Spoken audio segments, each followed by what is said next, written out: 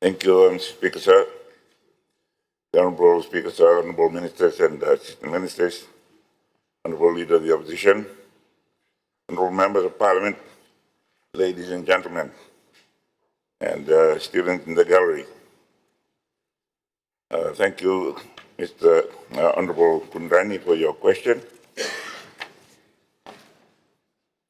Mr. Speaker,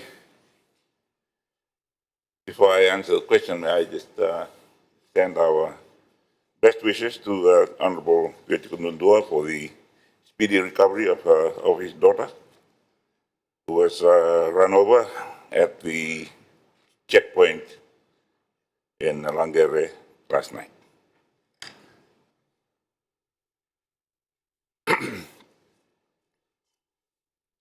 Speaker, sir, Fiji's third voluntary national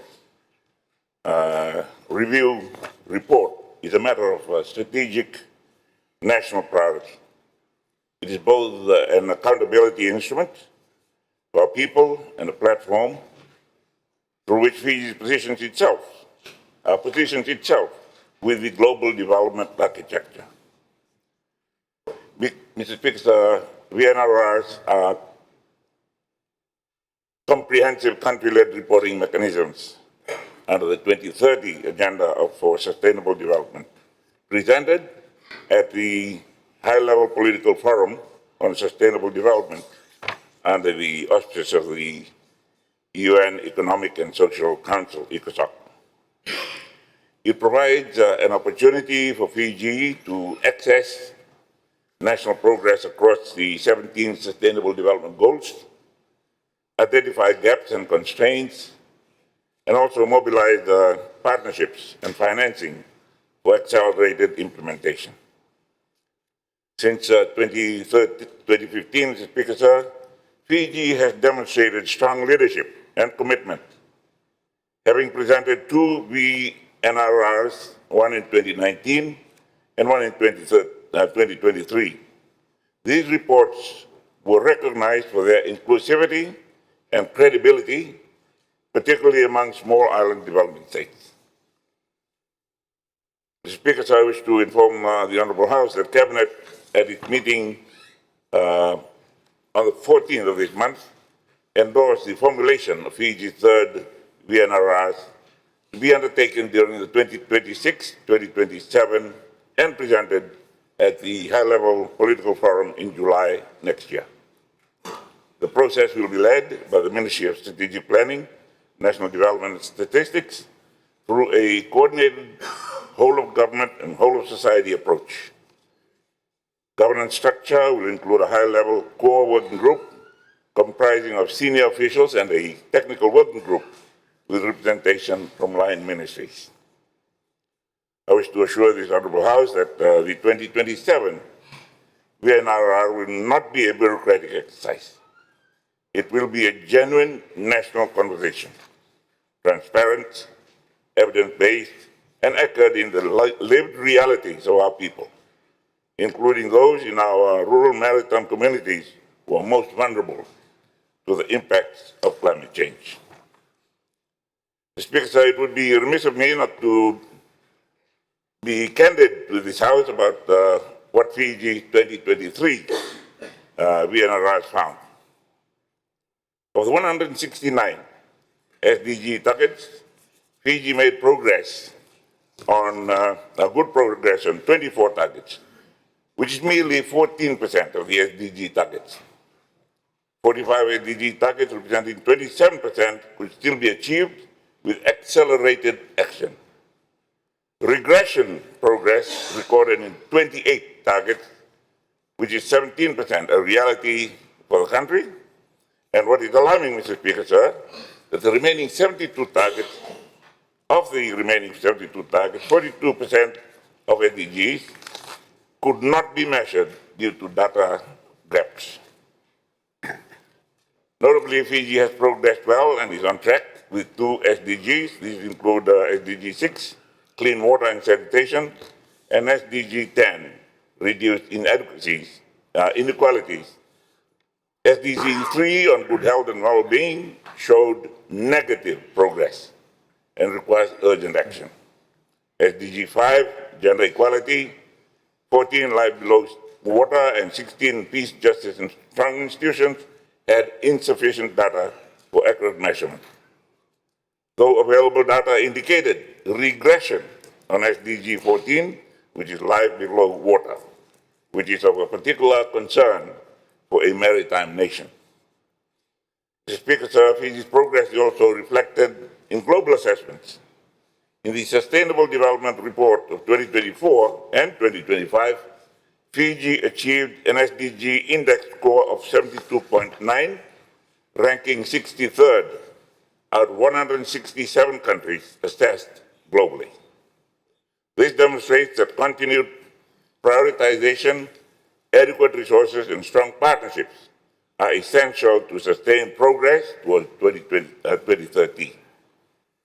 In fact, in 2025, Fiji was ranked better than our friends of Singapore, which was ranked 69th, an SDG index of 71. In the Pacific region, in addition to Fiji's ranking among countries assessed globally, Fiji was ranked as the top performing country among the Pacific in the last VNR's region report to more than 50% indicators, which was 128 indicators as compared to the Pacific average of 93 indicators.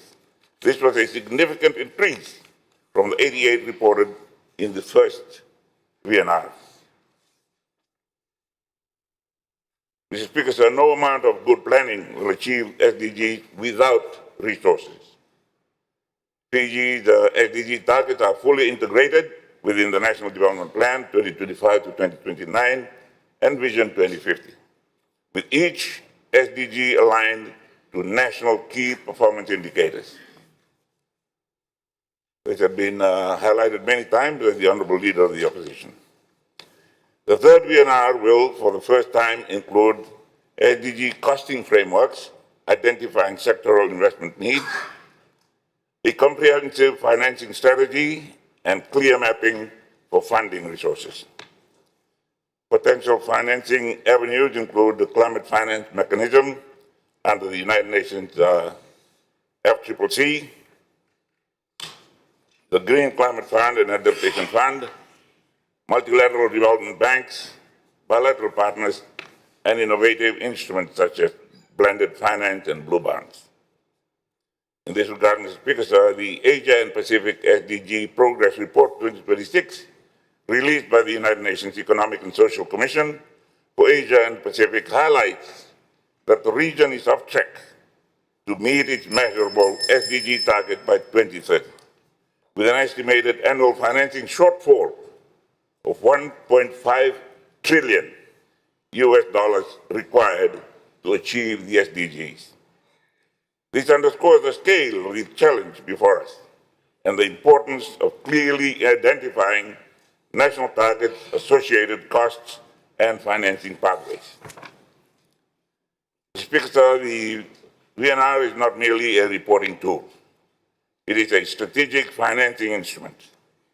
A credible, transparent, and evidence-based VNR signals policy certainty and national priorities, strengthen investor and donor confidence, and align development assistance with national priorities.